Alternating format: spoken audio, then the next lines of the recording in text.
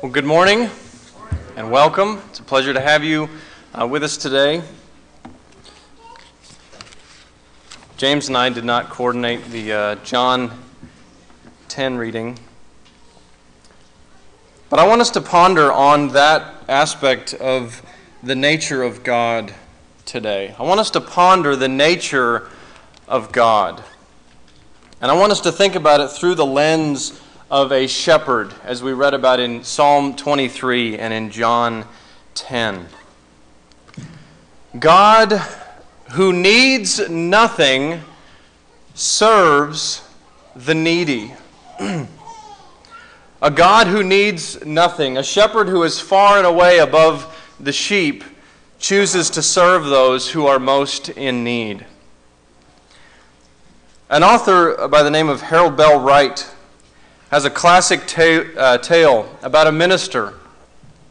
This minister fails to recognize what we might call God's self-sufficiency. God is sufficient. There is nothing that he needs that is outside of him. If there was something that God needed, or some standard he needed to live up to that was outside of him, then he wouldn't be God.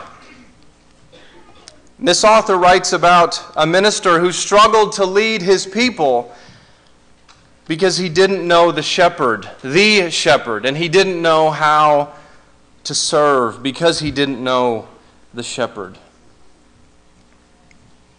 And so this minister, you don't get the backstory until the end of the book, but the book opens and this man full of wisdom and knowledge and experience and defeat is walking into a place called Mutton Hollow. What do you think they have at Mutton Hollow?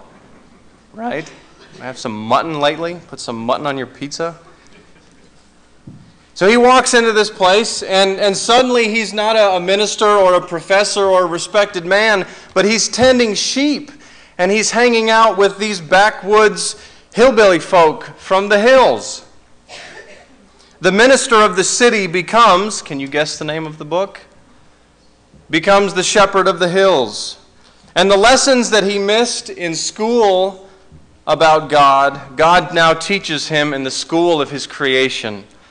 What is the lesson of the hills and the streams and the trees and the creatures and the mountains? What is that lesson? It's a lesson that science and the study of God, where they should come together, and we walk outside and we see the world operating as it is, and we should realize God doesn't need us to make this work. God is sufficient, and he needs nothing. Every created thing, think about this, every created thing depends upon something else that is created. That's pretty simple and easy to understand. Everything that is created relies upon something else that is created. Now, what I'm going to say next is profoundly simple, but profoundly mind-boggling. An uncreated God, you just stop there and wrestle with that for the rest of your life. A God who is uncreated and eternal depends upon nothing. He's not like us, or the mountains, or the trees, or the creatures that need something. But here's where the analogy of the shepherd comes into play. The God who needs no one. The shepherd who is so far above his flock chooses to work amongst that flock. The God who needs no one, when faith is present, will work through anyone. Thank God for that, right? The God who needs nothing, when faith is present, can work through anyone. This is the message of the Good Shepherd. This is the message of the Shepherd of the Hills. That this Good Shepherd voluntarily, not just voluntarily, joyously takes responsibility for his creation by serving his people. Now we've come to the time where we're going to play the game that we've been playing recently called Name That Prophet, right? Another round of Name That Prophet. We've got two of them out of the way, so you can cross out Obadiah and you can cross out Joel. Remember the minor prophets, those 12 short little books at the end of the Old Testament? They're roadways to God and to God's people. If you want to know something about God and you want to know something about his people, then spend time with these minor prophets. Today's prophet is actually two prophets. It's not just one. Does that improve your chances, or does that hurt your chances of getting at least one of them right? One of these men was from Judah, right? Israel at this time has been split into two nations. One of these men was from Judah, but he went to preach in Israel. And the other one was from Judah, and he preached to Judah. One of the men was not a prophet, nor was he a son of the prophets. And he left his flock of sheep. He was a shepherd, and he went to show people what a shepherd looks like. That was one of them. He didn't go to school of theology. He went to the school of hard knocks, and he showed people what a shepherd was. The other prophet who came just a little bit after him, he was a prophet, and he was of the school of the prophets. He was of a prophetic lineage. He wasn't a shepherd, but he predicted the shepherd to come. Any guess as to who we're talking about here? We're going to be spending time with Amos, who was a shepherd and was the son of a shepherd, and Micah, who predicted the coming shepherd. Now, they had different occupations. They preached to different locations, but here's the one thing they had in common. They preached to people who were abundantly blessed, but recklessly irresponsible. They both preached to a people who were abundantly blessed, but recklessly irresponsible. Back in 1 Kings, this is way back at the beginning, Israel was abundantly blessed. It was the time of Solomon. They were as rich as they were ever going to get. And Solomon has died, and the kingdom is split. And one of the kings, Jeroboam, in 1 Kings chapter 12, he thinks to himself, if I let the people go and worship the true God in the place where God wants to be worshipped, then guess who they're going to follow and be like? If you follow the shepherd, then you go where the shepherd goes. If they go to the place where God wants to be worshipped, then they're going to follow him as king. And guess what? That's not what the kings wanted. They wanted to be the ones that everyone followed and were impressed with. And so he took the places of worship and he put one way up in the northern part of Israel, and he put one way down in the southern part of Israel. And he made these golden calves. And he says, go worship these things that are created by me, because then guess who they're really going to be looking to and worshiping? It's going to be him, not God. 1 Kings 12, verse 28. So the king, Jeroboam, took counsel and made 2 calves of gold. And he said to the people, you have gone up to Jerusalem long enough. Behold your gods. And he's pointing at these golden calves, O Israel, who brought you up out of the land of Egypt. And he set one in Bethel in the south, and he put one in Dan, which was in the north. And this thing became a sin, for the people went as far as Dan to be before one. People act like the thing that they worship. People act like the thing that they give their praise to, and their time and their money. And it wasn't too long before this abundantly wealthy and rich people suddenly became recklessly irresponsible. What Jeroboam was doing is the opposite of shepherd leadership or servant leadership. He's not serving the people. He's manipulating the people so that they will follow him. From 1 Kings chapter 12, let's go to 2 Kings chapter 14. You know how many good kings Israel had between 1 Kings 12 and 2 Kings 14? They had 0 good kings. You know how many evil kings they had? They had 20 of them. 2 Kings chapter 14. Starting in verse 24. Now we come to another king, Jeroboam, the same name as the one in 1 Kings 12, but this is Jeroboam 2. Not his son, not Junior, but on down the line a ways. 2 Kings 14, starting in verse 24. And Jeroboam did what was evil in the sight of the Lord. He did not depart from all the sins of Jeroboam, the son of Nebat, which he made Israel to sin. He's still recklessly irresponsible. But notice in verse 25, he restored the border of Israel from Lebo-Hamath as far as the Sea of Arabah, according to the word of the Lord, the God of Israel, which he spoke by his servant Jonah, the son of Amittai, the prophet, who was from Gath-Hepher. For the Lord saw the affliction of Israel was very bitter, for there was none left bond or free, and there was none to help Israel. The people had fallen into disarray, but God had once again blessed them, incredibly, abundantly blessed. But how were they acting? They weren't taking their blessing and being responsible with it. How are they God's nation? How are they so unlike God? What is it that they're doing? Let's go over to our prophets here. Let's turn over to Amos.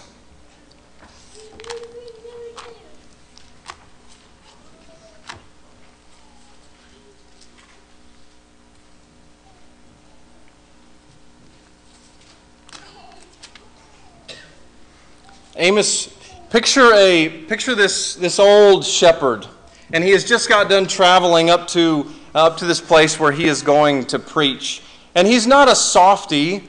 This isn't a guy with with soft hands and pale skin and a man who is weak. This is a man who would step in front of you and say, "That's a man," and that's a harsh man. He spends time out of doors all the time, and he's tough, and he's strong, and he's gruff. Read through the book of Amos sometime, and he doesn't have a lot of nice things to say, and he doesn't make any apology for these hard things that he has to say.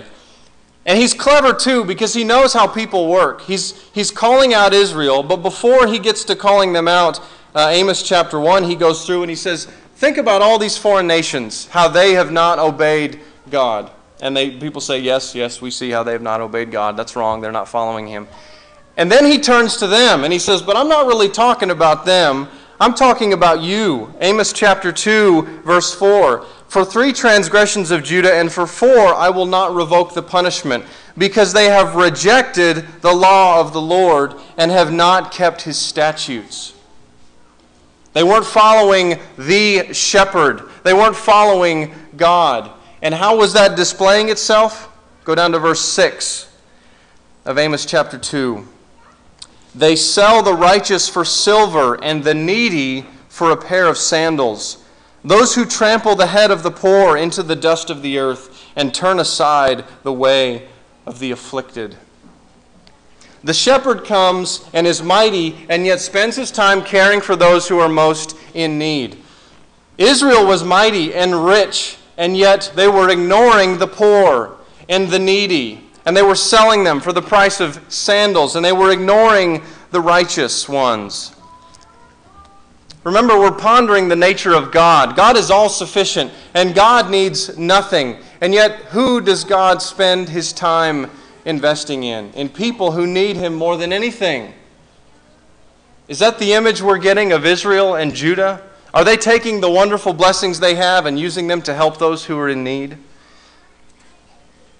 Micah came a couple years after Amos, and I can't say that this statement is a fact, but I can't help but wondering if he thought back to that old, wild-haired, gruff shepherd and would tell people, remember that fella? I'm here to continue his message.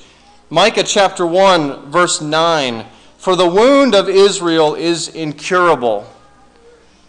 Their wound was keeping the blessing they had to themselves and not helping those who were in need. But he says now that this wound has come to Judah, it has reached to the gate of my people and to Jerusalem. They didn't know how to serve each other because they didn't know who the shepherd was. God is all-sufficient, and yet he is a servant to those who are needy, and he is a builder of people. Amos chapter 3. Keep your finger in Micah, but go back to Amos chapter 3. Amos chapter 3, verse 2. The first part of this verse says, you only have I known of all the families of the earth. God says, you are my chosen people. What a blessing it is to be the chosen people of God. And yet turn over to Amos chapter 6, verse 4. The same people, his chosen people. So this is like your favorite person that you choose and you bring beside. And this is what God says to them.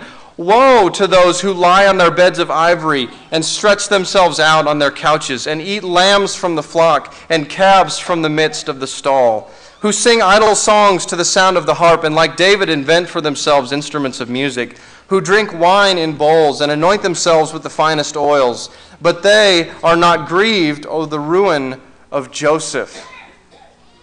This is a privileged and wealthy people. And Amos is not saying that there's something wrong with that. He's saying that you sit back and you have no concern for those who are in need. Back to Amos chapter 3, verse 2. You only have I known of all the families of the earth. Therefore, because of this, because you have not followed the example of the shepherd, I will punish you for all of your iniquities. Go back to Micah chapter 5.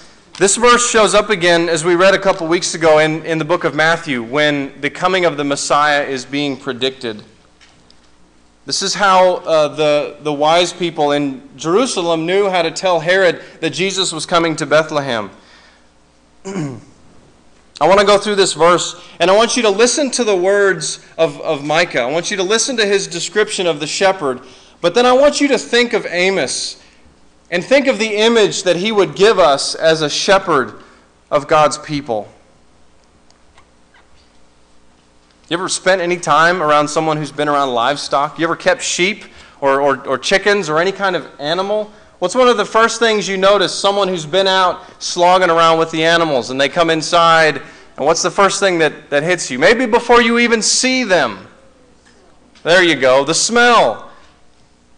So Amos did not come to church on Sunday dressed in a suit, smelling well with his Right Guard deodorant on. Right? He got up here and people said, whoa, that fella stinks. That fella smells. Because he'd been out spending time with the sheep. Micah chapter 5, verse 2. But you, Bethlehem of Ephrathah, you who are too little to be among the clans of Judah, from you shall come forth for me one who is to be ruler in Israel. Where is the shepherd coming from? Some lofty place where he's totally out of touch with his people? No, he's coming from the midst of his sheep. Micah is saying that the shepherd smells like the sheep. It's interesting, though, that as long as Amos had been with sheep, he never turned into a sheep. He smelled like a sheep, but he was always the shepherd. We have to recognize that about God. God is able to be amongst his people, but it doesn't make him filthy. He knows us because he is amongst us, but it doesn't cause him stain. It doesn't bring him down. That's part of his self-sufficiency. The shepherd smells like his sheep. The second part of the verse there in chapter 5, verse 2, it says, this is the one who is coming from of old, from ancient of days. This is a silly example, okay? I'm just going to tell you ahead of time. This is total nonsense. But there's this really silly cartoon out there. It's called Bambi versus Godzilla, okay? And no matter what Bambi does, it always ends with Godzilla's foot smashing poor little Bambi, right? It's silliness. The same thing is if you put Amos against a sheep, right? It's a ring, and they're going to duke it out, right? It's a boxing match between Amos and the sheep. Is the sheep even going to know what's coming? Maybe. I don't know if a sheep is stronger than a person, but the sheep stands no chance against Amos in a feat of strength or a feat of wits, right? That'd be a fun game show. Amos versus the sheep. Who wants to be a millionaire, right? There's no comparison between Amos and the sheep or an age. I mean, even in terms of age, even Amos as a man outlives the sheep, right? This term, Ancient of Days, is a powerful old term referring to what James talked about, that this seed that's Jesus has been here. God has been around forever. And yet, voluntarily, God chooses to be concerned and take responsibility for the lives of the sheep. This is a powerful leader. Amos was a powerful man, and yet he chose to spend his time with sheep. Amos was smelly. Amos was humble, which we have just talked about. Micah chapter 5, verses 4 and 5. And he will stand and shepherd the flock in the strength of the Lord. And then go down to verse 5. And he shall be their peace. What do you think of when you think of the word meek? Somebody who is meek. Do you think it's somebody who is weak? Is meekness weakness? That's not how the Bible talks about. Meekness is the combination of strength and of peace. And you would get that sense being in Amos's presence. He would have this rod, and with that rod, he would run off the wolves, and he would beat them, and he would fight them and chase them off. He would even use it on his own sheep. If they were wandering, you know what a shepherd did? If he had a stubborn sheep, he would go and break one of their legs so the sheep wouldn't wander off. Has God ever broken one of your legs so that you would quit wandering off? There's no comfort in a staff that is not rigid. And yet for all of Amos's gruffness and harshness, at the end of the day, the sheep would come to him, and he would have led them over obstacles and into safety. And he would mend their wounds, and he would guard them and protect them. Go over to Micah chapter 7, verse 14. Amos was smelly, he was humble, he was meek. A Bible class teacher once asked her student, said, what's the job of an elder, right? Of the leaders of the church? And the young boy said, well, it's to overlook the people. Right? To overlook the people, to not see them. Is that the job, to overlook? He had confused overlook and oversee. It's the shepherd's job to oversee the people. And notice what kind of oversight Amos would have given to his sheep. Micah 7, verse 14. Shepherd your people with your staff, the flock of your inheritance, who dwell alone in a forest in the midst of a garden land. Let them graze in Bashan and Gilead, as in the days of old. Amos would not have, he may have talked to the sheep, I don't know, but he wouldn't have gotten out and spoke with them and said, okay, I'm going to logic you into doing what I'm supposed to do, or I'm going to command you. He led by example, and he led by overseeing the sheep. He let them graze, and he let them pasture. And so a sheep that would eat and that would sleep and that would walk around and that would grow under the oversight of Amos, that would be a healthy sheep. I bet Amos believed that less command was better. Less government was better. It's why things sometimes take time. Amos would allow each sheep to grow at its own rate. Now, if it wandered too far or some threat came, he would take over. But frankly, a lot of Amos's job was boring, sitting back and watching and being patient and shepherding and looking over. Not overlooking, but looking over the sheep. This is an image of God. God has it all, and yet freely gives it all away. God is a master, and yet he chooses to be our servant. God is without age, and yet he chooses to know our lifespan. God is a perfect judge, and yet he made himself a perfect sacrifice. God is all-knowing, and yet he chooses to be a teacher of simple people. God is not marred by sin, and yet he lives unstained among sinful man. So what's our application? What do we do with this concept that God is a powerful, talented, patient shepherd, and yet chooses to engage in our lives? Well, very simply, the first thing, and this can be your verse to think on and meditate on this week, Psalms 80, verses 1 through 2. Turn over to Psalm verse 80.